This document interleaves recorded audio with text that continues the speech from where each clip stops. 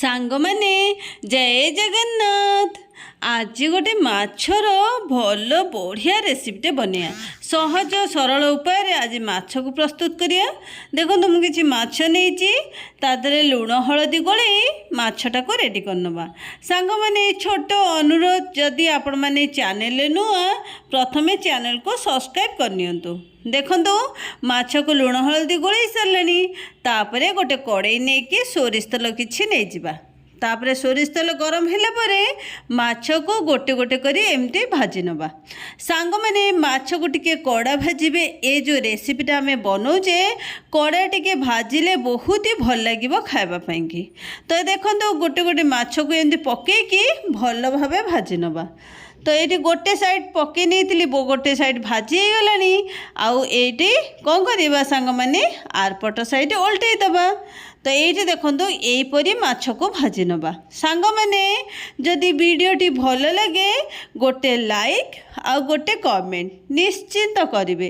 କମେଣ୍ଟରେ ନିଶ୍ଚିନ୍ତ ଜଣାଇବେ ଆପଣମାନେ କେଉଁଠୁ ଏ ଭିଡ଼ିଓ ଦେଖୁଛନ୍ତି।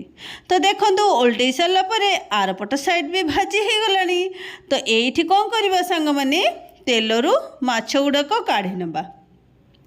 ତ ଏଇଠି ଦେଖନ୍ତୁ ଏଇ ଯେଉଁ ତେଲ ଅଛି, ଏଇ ତେଲରେ ଯେତେ ବି ମାଛ ଅଛି ସବୁ ଗୁଡ଼ିକ ଭାଜି ନେବା।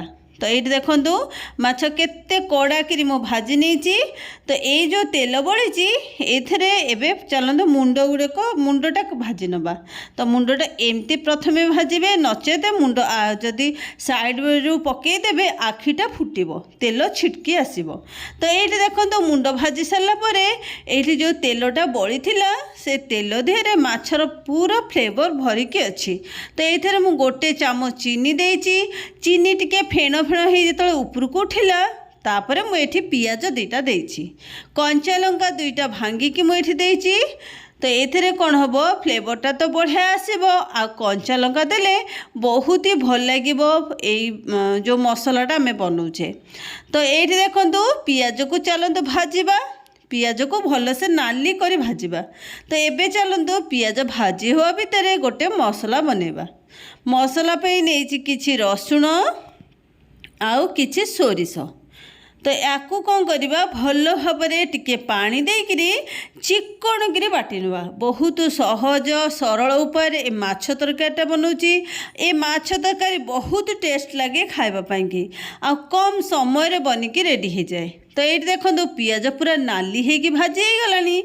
ତ ଏଇଠି କ'ଣ କରିବା, ଏଠି ଏ ସୋରିଷ ପେଷ୍ଟକୁ ଦେଇଦେବା। ବାଟଣକୁ ଦେଇସାରିଲା ପରେ ଟିକେ ପାଣି ଦେଇଦେବା, ଯେହେତୁ ଏ ବାଟଣ ପୁରା କାଠୁଆ ହେଇକି ଅଛି। ତ ଏବେ ପାଣି ଦେଇକି ମସଲାକୁ ଟିକେ ଫୁଟେଇବା। ସୋରିଷ ମସଲା ଯେତେ ଫୁଟିବ ଆଉ ତାର ଯେତେ କଞ୍ଚା ଅଂଶ କଟିବ, ମରିଯିବ, କଞ୍ଚା ଅଂଶ ସିଝିଯିବ, ସେତେ ଭଲ ଲାଗିବ। ଯଦି କଞ୍ଚା ଅଂଶ ରହିଯାଏ ସାଙ୍ଗମାନେ, ତାହେଲେ ପିତା ଲାଗିବ ସୋରିଷ ବାଟଣଟା। ତ ଏଇଟା ଧ୍ୟାନ ରଖିବେ। ତ ଏଇଠି ଦେଖନ୍ତୁ ପାଣି ମୁଁ କିଛି ଦେଇଛି। ତାପରେ ଭଲ ଭାବରେ ଗୋଳେଇକିରି ଏଠି କ'ଣ କରିବା, ଆଉ ଟିକେ କିଛି ମସଲା ଆଡ଼୍ କରିବା। ମସଲା ପାଇଁ ମୁଁ ନେଇଛି ଅଧ ଚାମଚ ମିଟ୍ ମସଲା, ହଳଦୀ ଗୁଣ୍ଡ ଅଧ ଚାମଚ, ଜିରା ଗୁଣ୍ଡ ଅଧ ଚାମଚ, ଧନିଆ ଗୁଣ୍ଡ ଅଧ ଚାମଚ, ଏଇଠି କାଶ୍ମୀର ଚିଲି ଅଧ ଚାମଚ ଦେଇଛି। ସବୁକୁ ଭଲ ଭାବେ ମିଶାଇ ନେବା। ଏଠି ଲୁଣ ଦେଇଛି ସ୍ୱାଦ ହିସାବରେ ଲୁଣ, ଯେତିକି ଆଳୁ ବ୍ୟବହାର କରିବେ ଆଉ ଯେତିକି ଝୋଳ ରଖିବେ ସେଇ ହିସାବରେ ଲୁଣ ଦେଇଦେବେ। ତାପରେ ଭଲ ଭାବରେ ମିଶାଇକିରି ଏଇଠି କ'ଣ କରିବା, କିଛି ସମୟ ଘୋଡ଼େଇ ଦେବା। ସୋରିଷ ବାଟଣଟା ସିଝିବା ପାଇଁ ଟିକେ ଟାଇମ୍ ଲାଗେ। ତ ଏଇଠି ଦେଖନ୍ତୁ ବହୁତ ହି ଭଲ ଭାବେ ବାଟଣ ସିଝି ଯାଇଛି, ଆଉ ମସଲା ଏତେ ବଢ଼ିଆ ବାସ୍ନା ଆସୁଛି, ପୁରା ସୁଆଦିଆ ବାସ୍ନା। ତ ଏବେ କ'ଣ କରିବା, ଏବେ ଆମେ ଆଧରେ ଆଉ କିଛି ପାଣି ଦେବା। ଗରମ ପାଣିର ମୁଁ ସବୁବେଳେ ତରକାରୀରେ ବ୍ୟବହାର କରେ, ଥଣ୍ଡା ପାଣି ମୁଁ ବିଲକୁଲ ବି ବ୍ୟବହାର କରେନି। ତ ଯେତିକି ଆପଣ ଝୋଳ ରଖିବେ ତାଠୁ ଟିକେ ଅଧିକ ପାଣି ଦେବେ। ତ ଏଇଠି ଦେଖନ୍ତୁ ମୁଁ ଟିକେ ଅଧିକ ପାଣି ଦେଇଛି। ତା ଦେହରେ ମୁଁ 2ଟା ଟମାଟୋ ଦେଇଛି। ସୋରିଷ ବାଟଣ ଦେହରେ ଟମାଟୋ ଦେଲେ ବାଟଣର ବହୁତ ବଢ଼ିଆ ଲାଗେ ଖାଇବା ପାଇଁକି ସୋରିଷ ବାଟଣ ତରକାରୀଟା। ତାପରେ ଦେଖନ୍ତୁ ମୁଁ କିଛି ଆଳୁ ଦେଇଛି। ଆଳୁ ଦେଇସାରିଲା ପରେ ଆକୁ କ'ଣ କରିବା, ଗୋଳେଇକି ଘୋଡ଼େଇ ଦେବା। ଆଳୁ ସିଝିବା ପାଇଁ ଛାଡ଼ିଦେବା। ତ ଏଇଠି ଦେଖନ୍ତୁ ଆଳୁ ସିଝିବା ପାଇଁକି 3ରୁ 4 ମିନିଟ୍ ଛାଡ଼ି ଦେଇଥିଲି ଗୋଳେଇକିରି। ତ ଏଇଠି ବଢ଼ିଆ ସେ ଆଳୁ ସିଝି ଯାଇଛି। तापरे एठी कौन करबा सांग माने एठी माछ को पकेइदबा। आलू जेहेतु सीझी गलानी झोल भी बहुत ही बढ़िया से झोल बनिकी रेडी हो गलानी। तो एठी टिके आउ गोले देइथिली गोले की एठी माछ को पकेइदबा। तो एठी देखंतु मझिरे 2-3 थर प्लेट काढ़ी गोले देइथिली गोले की एठी पुणी घोड़े देइथिली। बाटण भल से झोल सीझी जाइए आ झोलर गोटे अलगा बास्ना आसी गलानी। तो एठी माछ को पकेइकी भल भाव में गोले दबा। देखो माछ पकई सारानी। तापर एठी दबा गोटे आंबुल आंबुल मुझे गोटा आंब सुखिला आंब जोटा कि मुझे आंबुल बनई थी। तो सुखिला आंब तो आपण ये तेंतुली भी दे पारे। मुझे से निजे जो प्रस्तुत करी आंबुल खंड ये देदेची गोटा आंबटे देची। आपण जो हिसाब से खट्टा खाया पसंद करते से हिसाब से आप आंबुल पकेबे। आंबुल पकई सारापर 1 ରୁ 2 मिनट घोड़े दबा। तापर देखंतु एठी तरकारी एते बढ़िया बास्ना आसीगलानी सांग माने पूरा मांस तरकारी भाया बास्ना आसुची। सोरिष बाटण एमती बास्ना आसो मुझे एक्सपेक्ट करी नथिली कहीं एमती बहुत थर मुझे बनईची पूरा इजी सहज सरल रेसिपी।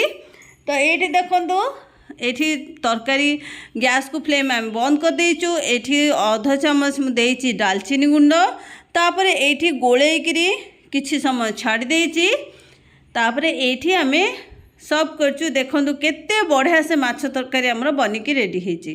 तो सांग माने एमती निश्चिंत बनांतु गोटे थर ट्राए करंतु मते कमेंट बॉक्स रे लिखिया को बिल्कुल भी भूलिबेनी केबे बनाउचंती आ ए तरकारीटा आपन को केमती लागिला।